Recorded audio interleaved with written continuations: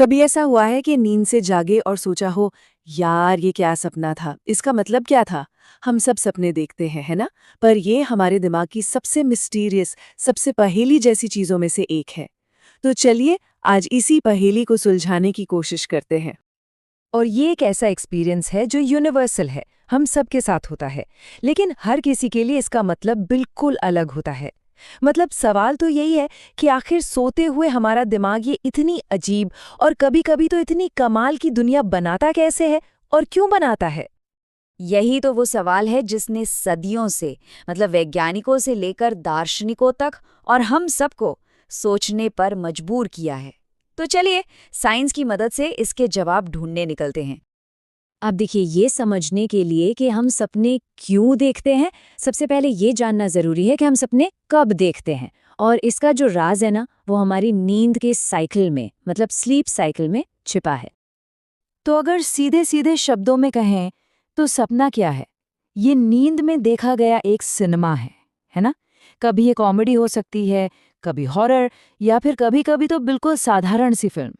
और पता है, हम जितना सोचते हैं ना, हम उससे कहीं ज्यादा सपने देखते हैं। ज्यादातर लोग हर रात करीब-करीब 3 से 6 सपने देखते हैं। हाँ, ये अलग बात है कि हमें वो याद नहीं रहते। हमारी नींद भी ना एक सफर की तरह है। इसके कई स्टेजेस होते हैं। पहले हम हल्की नींद में जाते हैं, फिर आती है गहरी नींद जो हमारी बॉडी के रिपेयर के लिए बहुत ज़रूरी है, और फिर करीब 90 मिनट के बाद हम उस स्टेज में पहुंचते हैं जहां सपनों की असली दुनिया शुरू होती है। इस स्टेज को कहते हैं रेम स्लीप, यानी रैपिड आई मूवमेंट स्लीप। और इसकी सबसे कमाल की बात क्या है पता है? इस वक्त हमारा दिमाग उतना ही एक्टिव होता है जितना जागते हुए, लेकिन हमारा शरीर पूरी तरह से स्थिर रहता है। और हाँ, एक और मजेदार बात, जैसे जैसे रात बीतती है ये रेम स्लीप का टाइम बढ़ता जाता है। शायद इसीलिए सुबह के सपने हमें ज्यादा अच्छे से याद रहते हैं। तो ठीक है, हमें ये तो समझ आ गया कि सपने आते कब हैं, लेकिन वो बड़ा सवाल तो अपनी जगह पर ही है कि आखिर ये आते ही क्यों हैं। अब देखिए, साइंस के पास इसका कोई एक पक्का जवाब तो नहीं है, लेकिन कुछ बहुत ही फैसिनेटिंग थ्योरीज जरूर हैं। चलिए एक एक करके इन्हें समझते हैं। जो पहली थ्योरी है, वो सपनों को हमारे दिमाग का एक लाइब्रेरियन मानती है। सोचकर देखिए, दिन भर में हमने जो भी देखा, सुना, सीखा, वो सब किताबों की तरह है। और रात में हमारा दिमाग इन सारी किताबों को उनकी सही शेल्फ पर लगाता है। जैसे मान लीजिए आज कुछ नया सीखा, कोई नया गेम खेला या कोई नई स्किल सीखी, तो रात में सपने क्या करते हैं?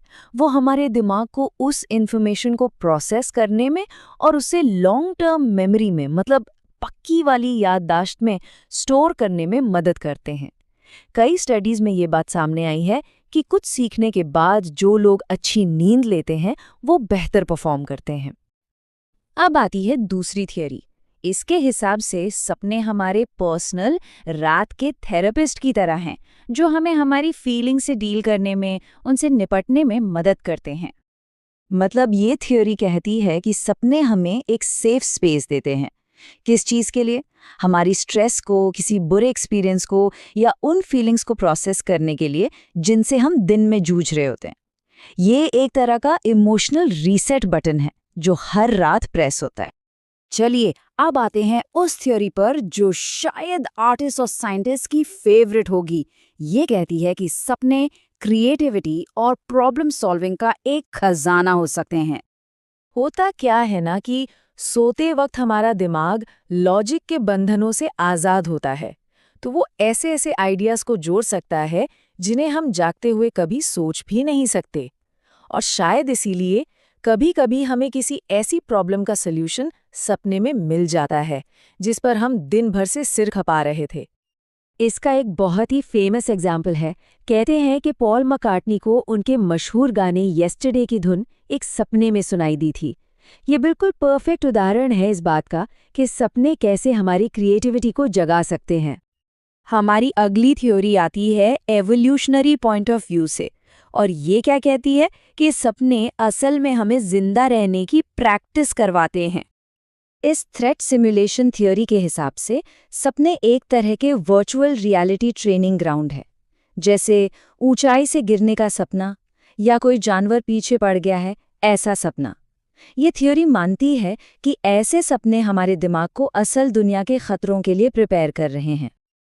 और हमारी जो आखिरी थियरी है वो थोड़ी कम ड्रामेटिक है। ये कहती है कि हो सकता है सपने बस दिमाग की रात की साफ सफाई का एक साइड इफेक्ट हो।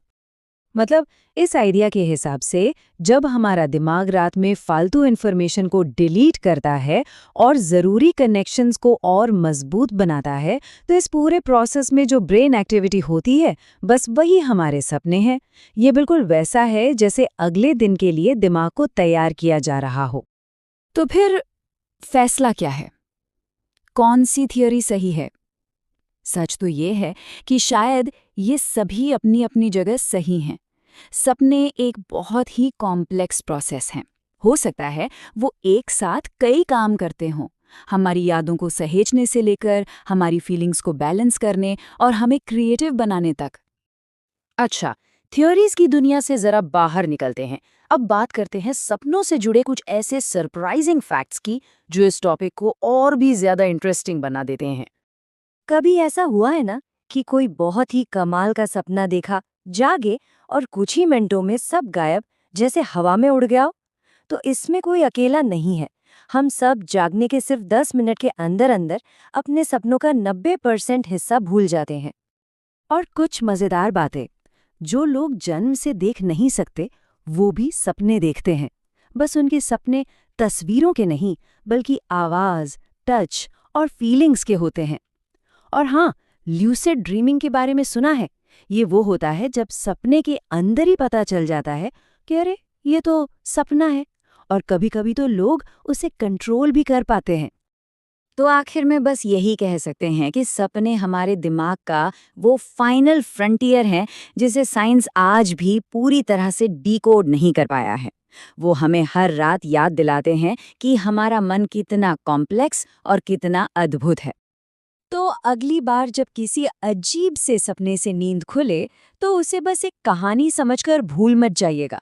क्या पता दिमाग अंदर ही अंदर कोई बहुत जरूरी काम निपटा रहा हो। सोचने वाली बात है ना? देखिए आज रात के सपने क्या दिखाते हैं।